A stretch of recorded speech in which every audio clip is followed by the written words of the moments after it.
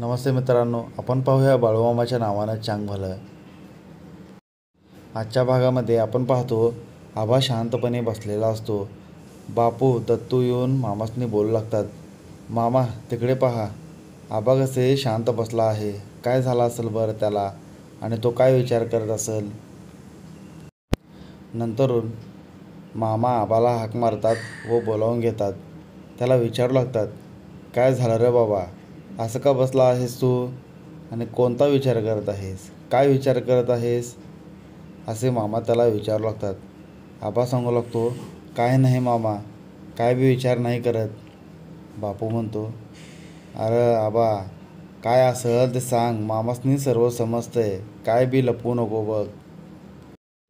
आबा म्हणतो, मामा मला घरी जायचं होतं, कधी जाऊ मी घरी. मामा म्हणतात, अरे तुला घाई काय आहे बरं, तुला इथं राहायला सांगितलं आहे ना मी, आता तू जायचं नाही. मी जोवर सांगत नाही तोवर तू इथून जायचं नाही बघ, तळ सोडायचं नाही तू. आबा सांगू लागतो, मामा माझी बायकोसुद्धा घरी एकटीच आहे, काय करायचं मग मी, मला तिकडची बी काळजी राहिली आहे आता. मामा म्हणतात, आता तिला काय होणार आहे बरं, काय बी नाही होणार, तू काळजी नको करू तिकडची काय. अरे तुझ्या जीवाला धोका आहे म्हणून मी सांगत आहे, तू इथे थांब, तळ सोडून काय तू आता जाऊ नकोस बघ. आणि तुला किती दिवस लागतील ते काय सांगता येणार नाही, 4 दिवस लागल, आठवडा लागल, 15 लागल, पण तू इथे थांब, लवकर काय जायचं नाही तू आता. आबा बोलू लागतो, मी घरीसुद्धा तसं काही बी सांगितलेलं नाही, तळावर जाऊन लगेच येईल मी असे बोललो होतो, राहणार आहे असं काही बी सांगितलेलं नाही. मामा म्हणतात, आता त्याला काय होतं आहे बरं, काय बी होत नाही, तू काळजी नको करूस त्याची आता. आबा म्हणतो, बरं ठीक आहे मामा, तुम्ही सांगसाल तसं, मी काय आता जात नाही, तुम्ही जेव्हा सांगाल तेव्हा मी जाल इथून. तसे म्हणून आबा तिथेच थांबतो व तो काही जात नाही. आता पुढचा दिवस येतो. आबा स्वतःची कामं करत असतो. तो आकाशामध्ये पाहतो, त्याला लिंबू येतेलं त्याच्याजवळ दिसतं. तो खूप घाबरतो व ओरडू लागतो, अरे बापू दत्तू इकडे या र, हे काय म्हणायचं याला, लिंबू येत आहे इकडे. बापू दत्तू व चंदू त्याच्याजवळ येतात व तेही पाहतात की लिंबू त्याच्याजवळच येत असतं. ते खूप घाबरतात व म्हणू लागतात, अरे हे तर लिंबू तुझ्यापाशीच येत आहे, आता ह्याला काय म्हणायचं बरं. तसे बोलून सर्व लोक ते ओरडू लागतात. आणि आता मामा काही तळावर नसतात. मामासुद्धा ते लिंबू दुरून पाहतात व त्या लिंबूला भंडारा टाकतात. नंतरून तो लिंबू दूर दूर जाऊ लागतं. नंतरून परत जवळ येऊ लागतं. आबा पाहतो, लिंबूवरती मामा दिसू लागतं त्याला. आबा नमस्कार करतो. पुढे ते लिंबू जळून खाली पडतं व सर्व लोक म्हणू लागतात, मामा तळावर नाहीत. आणि हे लिंबू आपल्याजवळच येत होतं आणि आता हे जळून खाली पडलं आहे, म्हणजे हे मामांना सर्व माहीत असेल, मामानेच काहीतरी केलं असेल, असे सर्व लोक म्हणू लागतात. आबा तुझा मामांमुळे जीव वाचला बघ, मामाने तुझं मदत केलं. आबा म्हणू लागतो, होय बरं झालं मामाने मला इथून जाण्यास नकार दिलं, ते हे असं होत आहे मामांना माहीत होतं, म्हणून मामाने मला इथे थांबून घेतलं आहेत, नाहीतर काय झालं असतं कोणास ठाऊक. नंतर आपण पाहतो मामा तळावर येतात. मामा आबाला बोलवून घेतात. काय रे आबा, तुझ्याजवळ लिंबू येत होतं का, पाहिलंस का ते.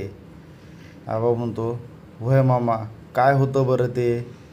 मामा म्हणतात, आता काय बी काळजी करू नकोस तू, सर्व तुझी आता इडापिडा जाणार आहे. आता लिंबू ते जळून खाली पडलं नव्हं, कोणीतरी तुझ्यावर लिंबू टाकलं होतं, म्हणून तुला मी जाण्यास इथून नकार देत होतो. आता तू काय बी काळजी करू नकोस, तू बिनघोर जा आता घरी.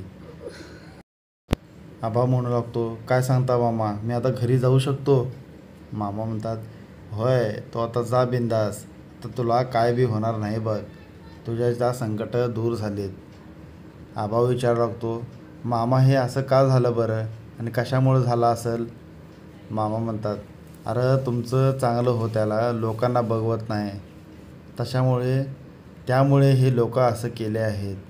आबा म्हणतो, पण मी कोणाचं कधी वाईट चितलं नाही, कोणाचं वाईट कधी बघितलं नाही. लोकांना मी मदत करत आलो. मला असं का केलं असेल कोणी? मामा सांगू लागतात, अरे तुला शेताला पीक चांगलं येतं, पाणीही चांगलं आहे, ते लोकांना बघवत नाही म्हणून हे असं जादू वगैरे करत होते तुझ्यावर. आता तू काय बी काळजी करू नकोस, ते सर्व दूर झालं आहे. आबा म्हणतो, मामा ते लोक कोण आहेत? मामा म्हणतात, अरे ते तुला समजलंच की, ते पाया पडत येतील तुझ्यापाशी. आता तू जा घरी, आता काय बी काळजी करायची गरज नाही. आबा म्हणू लागतो, बरं ठीक आहे मामा, मी आता घरी निघतो मग. तसे म्हणून तो घरी जाण्यास निघतो.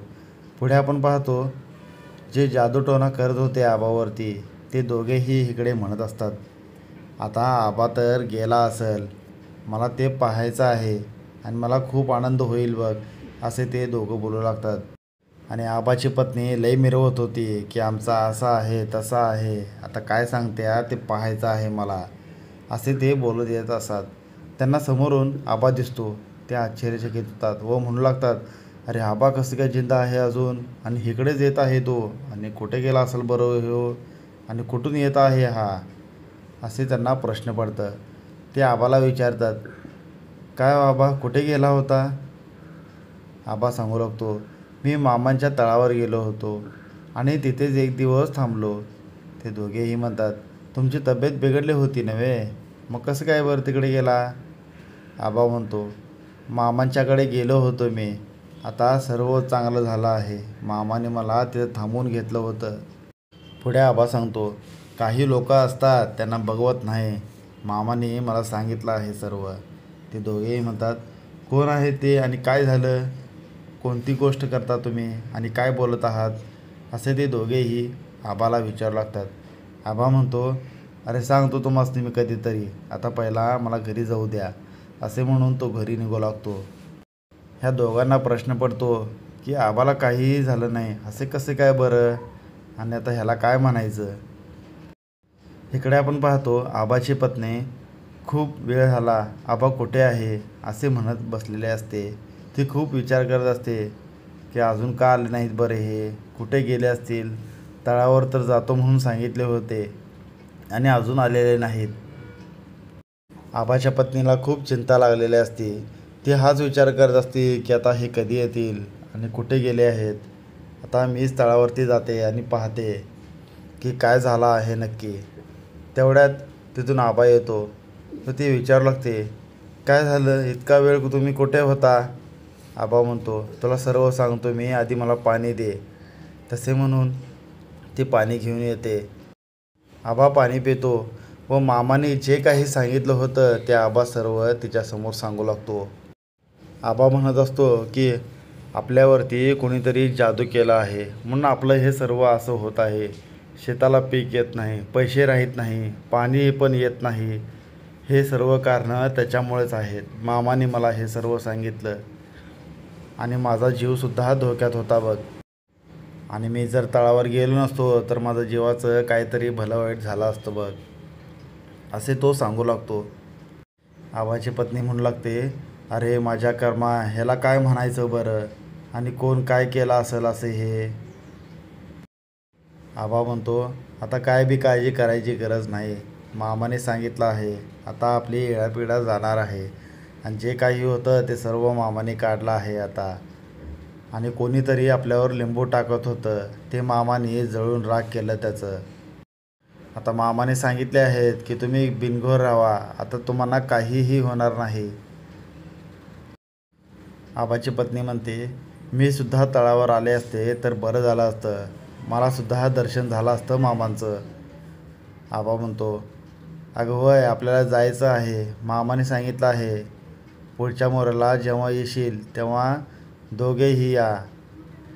इकडे मामा सर्वांना सांगत असतात, अरे लोकांचं केव्हाही चांगलं चित्ता, वाईट केव्हाही चित्तू नका, ते काही चांगलं नाही बघ, आणि लोकांचं वाईट केलं तर त्याचं भोग भोगणं काही चांगलं नाही बघ.